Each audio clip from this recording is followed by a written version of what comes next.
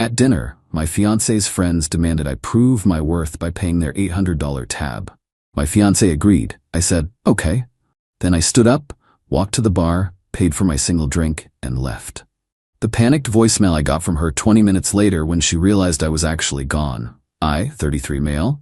Well, I guess I'm a guy who just learned a $14,500 lesson. And all it cost me in the end was $18. I was engaged to Amelia, 30. We've been together for 4 years, engaged for 2 months. It felt right.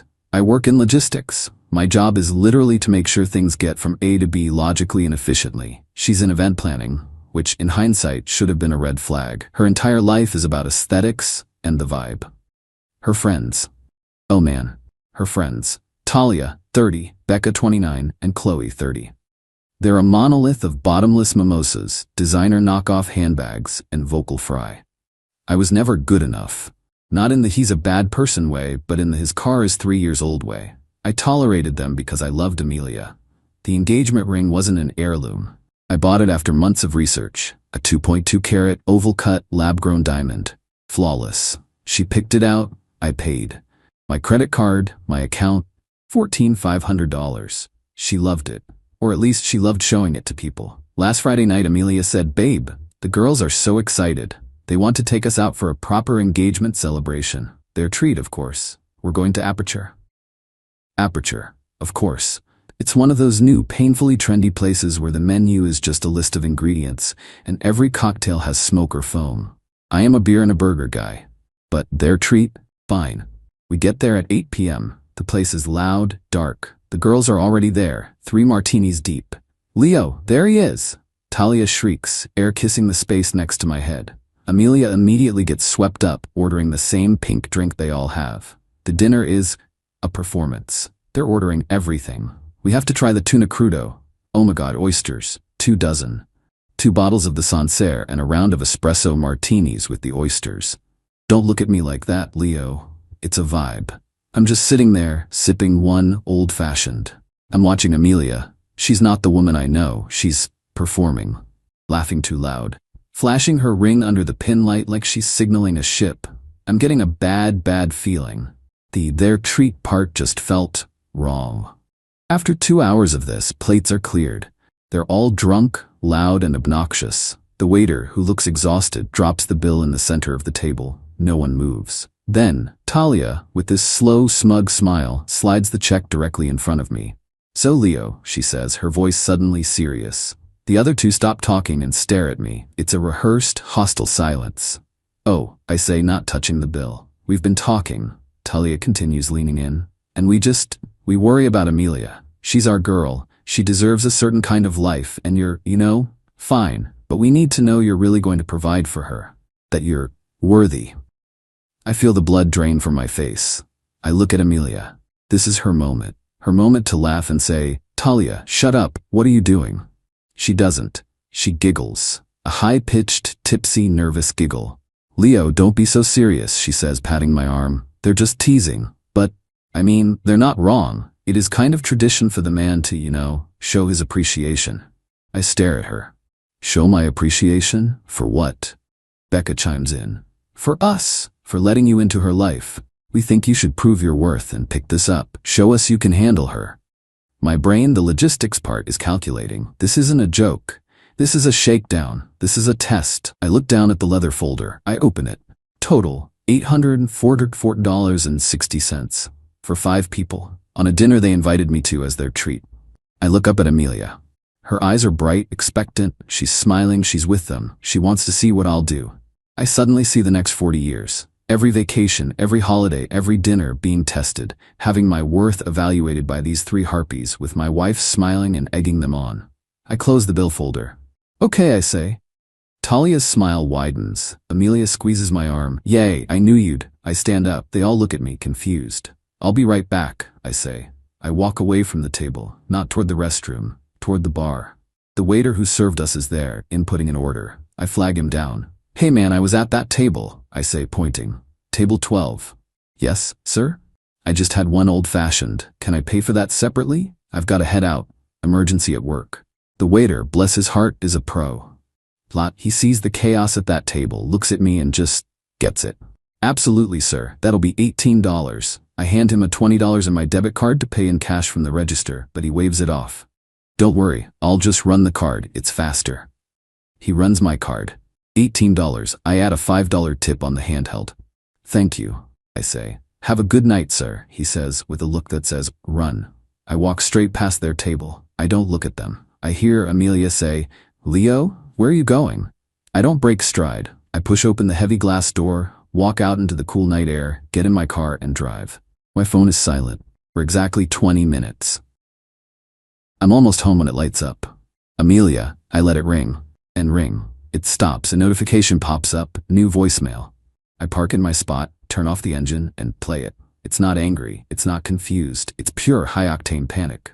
Leo, where did you go? The waiter just came back and said, he said you only paid for your drink. Leo, the bill is still here. It's $796.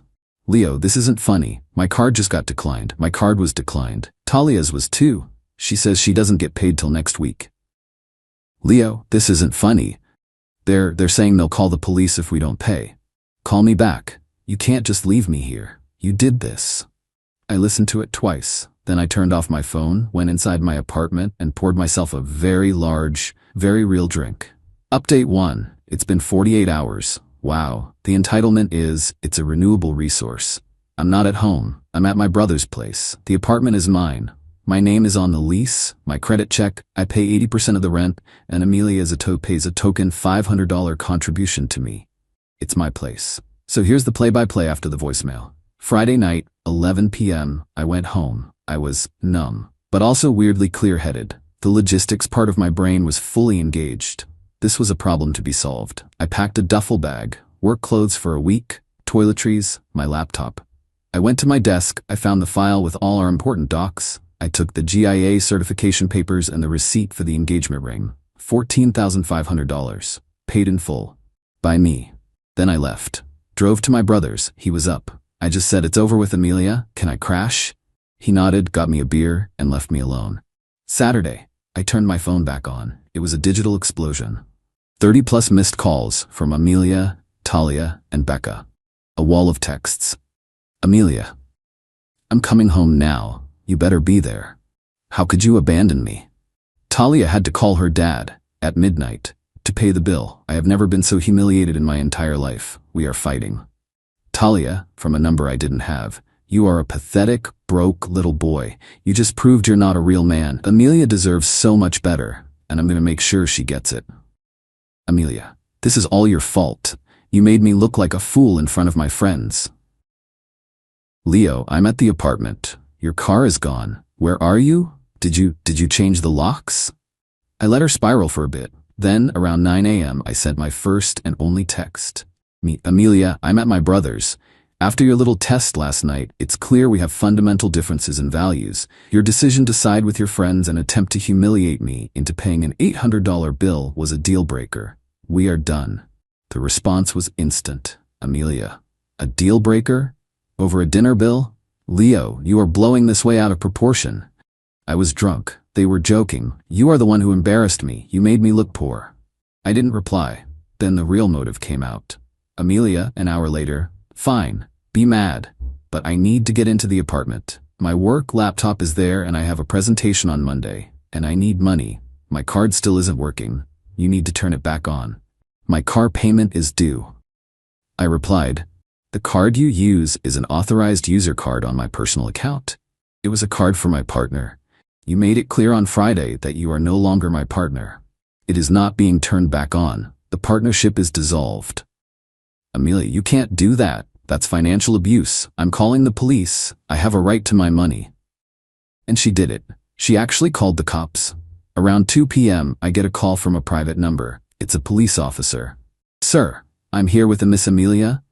She's saying you've locked her out of her residence and cut off her access to money. I was calm. Officer, it is 100% my apartment. My name is the only one on the lease. Miss last name is my ex-fiancée. She is not a tenant. She's welcome to retrieve her personal belongings. But I am not at the apartment, and I am not comfortable with her being there without me present. This is a civil matter. As for the money, she is referring to a credit card on my personal account, which I, as the primary account holder, have every right to deactivate. I heard him sigh through the phone. Ma'am, he says, his voice muffled. He's right. It's his lease. This is a civil dispute. We can't force entry. You need to arrange a time with him to get your things. I heard her start to wail. But my laptop, my clothes. The call ended. Then the texts from Amelia got desperate. Then cold. Then, finally, fatally stupid. You know what? Fine. Keep your stupid apartment. Keep your stupid money. You are a cold, petty, vindictive man. But I'm keeping the ring. You humiliated me. I deserve something for the 4 years I wasted on you. Consider it payment for emotional distress. I read that text, and I smiled. She just put it in writing. This was no longer a spat. This was theft. My response was methodical. Step 1. I called my insurance company. Hello, I need to make a report. My engagement ring, valued at $14,500, has been stolen. I have the GIA certification and the original receipt. I know who has it. My ex-fiancée, Amelia. She is currently at her parents' address, I assume, and has admitted in a text message that she is keeping it and refuses to return it. The insurance agent, who sounded bored at first, suddenly became very interested. She admitted it in writing, sir? Oh yes. We can definitely open a claim. We will be investigating this. Our legal department takes this very seriously. Step 2. I sent a final text to Amelia. Amelia, the engagement ring is a conditional gift given in contemplation of marriage. The condition is now void. Your text stating you are keeping the ring as payment is an admission of theft. I have already initiated a claim with my insurance company. They will be contacting you. You have until 5 p.m. tomorrow, Sunday, to return the ring to me in person. If you do not, I will be filing a full police report for felony theft, and the insurance company will proceed with their fraud investigation, which may involve criminal charges. This is not a negotiation. 5 p.m. tomorrow. I'm a strong woman. I deserve this. Bravado vanish like a fart in the wind. Amelia, theft? Insurance? You wouldn't. You're lying. That will ruin my life. They'll arrest me. Leo, please, this is insane. You're ruining my life over a stupid ring. I didn't reply. My phone went silent for a few hours. Then a new message. A DM. From Talia. Talia, you're really threatening to put a woman in jail over a gift you gave her? You're the definition of a small, pathetic, insecure man. We're going to tell everyone what kind of monster you are. I just screenshotted it and sent it to my brother with the caption, Monster, lol. The 5 p.m. deadline is tomorrow. The ball is in her court. Final update, hey Reddit. It's over. The saga is finished, and I am still processing the sheer weapons-grade stupidity of it all. Here's the breakdown. The deadline, Sunday, 5 p.m. came and went. No text, no call, no Amelia. I sat at my brother's kitchen table looking at my phone. Part of me was sad. I really thought deep down she'd do the right thing, but she didn't. She called my bluff, so I acted. Sunday, 5 p.m. I called the non-emergency police line. I need to file a report for felony theft. I laid it all out. The ring's value, $14,500, the GIA cert number, my ex-fiancée's name, and crucially, a printout of the text message. I'm keeping the ring. I deserve something. The officer on the phone was all business. Sir, an item of this value, with a written admission of intent to deprive you of it. Yes, that's felony theft. We will have a detective reach out to her. He gave me a case number. Sunday, 5:30 p.m. I called my insurance agent back. Hi, it's Leo. The 5 p.m. deadline passed. She has not returned the ring. I have filed a police report. Here is the case number. The agent was, I can only describe, gleeful. Insurance companies hate paying out claims, but they love it when they have a clear, prosecutable party to go after to retrieve their money. Thank you, Mr. My last name. Our legal team will take it from here. They will be in contact with Miss Amelia's last name shortly. You should be compensated for your loss, and we will pursue our asset. That phrase, pursue our asset, was chilling and satisfying. The fallout. The gravity of her situation didn't land on Amelia. She's too insulated by her own entitlement. It landed on her parents. Tuesday, 9 a.m. I'm at work trying to focus on a shipping manifest when my phone rings. An unknown number. I let it go to voicemail. The voicemail is from her father, Robert. I've always liked Robert. He's a no-nonsense, old-school guy, a retired engineer. He sounded furious. Leo, it's Robert, name. I just had a detective from the city police department call my house. My house, Leo, asking for Amelia. Something about a $14,000 ring you're claiming she stole. You need to call me, now. I called him back. Robert, hello? I assume Amelia told you what happened. She told me some damn nonsense about a dinner bill and you overreacting and being abusive. She failed to mention the police. Start from the beginning. Tell me the truth. So I did. I told him everything. The Their Treat invitation, the $814 bill, the Prove Your Worth test, her agreeing with them, me leaving, her texts, her demand to keep the ring as payment. There was dead silence on the line for a good 30 seconds. Then, a sigh so heavy it felt like it came from his shoes. Talia, he said, it wasn't a question. Yes, that girl has been poisoned since they were in high school. Leo, I am so sorry. My daughter, she's a fool, weak, she lets those awful women think for her. This is humiliating. Robert, I don't want to ruin her. I just want the ring back. If I get it back, I'll drop the charges. I'll call off the insurance company. Oh, you'll get it, he said, his voice flat and cold. I am going to handle this. Tuesday, 3 p.m. My apartment intercom buzzes. It's Robert. I go down to the lobby. He's standing there looking 20 years older. He's holding the little velvet ring box.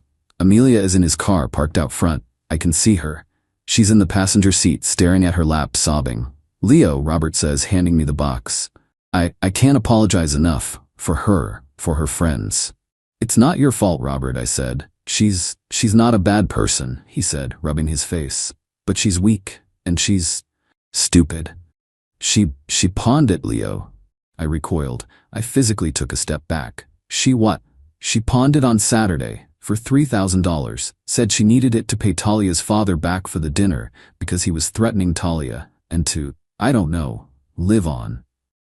My God. I had to go down to the pawn shop with the police report, he said, his voice shaking with anger. Show them the item was stolen property. It cost me $3,500 to get it back from them. She'll be paying me back until she's 40. He just looked at me. You're a good man, Leo. I love my daughter, but you dodged a bullet. He shook my head, turned and walked out. As he was getting in his car, Amelia bolted out of the passenger side. She ran up to me in the lobby, her face an absolute mess of streaked mascara and tears. Leo, please, it was a mistake. I was scared. I had no money. You drove me to it. I just looked at her, the woman I thought I was going to marry. You drove yourself there, Amelia. The moment you giggled and agreed with Talia, this was over. The pawn shop, that was just pathetic. So that's IT? She shrieked, and a neighbor peeked out of their door. 4 years? You're throwing our whole life away over money? No, I said, and I finally felt nothing, just tired. I'm throwing it away over character. You don't have any. Go home, Amelia. I turned, went to the elevator, and didn't look back. The aftermath. I called the detective. Charges dropped. I called the insurance company. Claim canceled. I arranged a time for her to get her stuff. I had my brother and his very large friend there. She came with her mom, who just glared at me. They packed her clothes and her 800 skincare products and left. Her laptop was there. I'm not a monster. And the friends? The cherry on top. My friend Mark, who knows Becca, gave me the epilogue. Talia's father, a prominent lawyer, was apoplectic that she dropped an $800+ bill on his card and then got his name involved in a potential police matter. He cut her off. Completely. Word is she's trying to sell her designer bags on Poshmark to make her rent. Becca and Chloe ghosted Talia. They're terrified of the drama and don't want to be associated with her, or, more likely, her empty wallet. So, I'm out $18 for an old-fashioned and $5 for the tip. I have a $14,500 ring that I can't even look at. I'll sell it. I'll take a loss. But it's a cheap price to pay for my future. Amelia is 30, unemployed.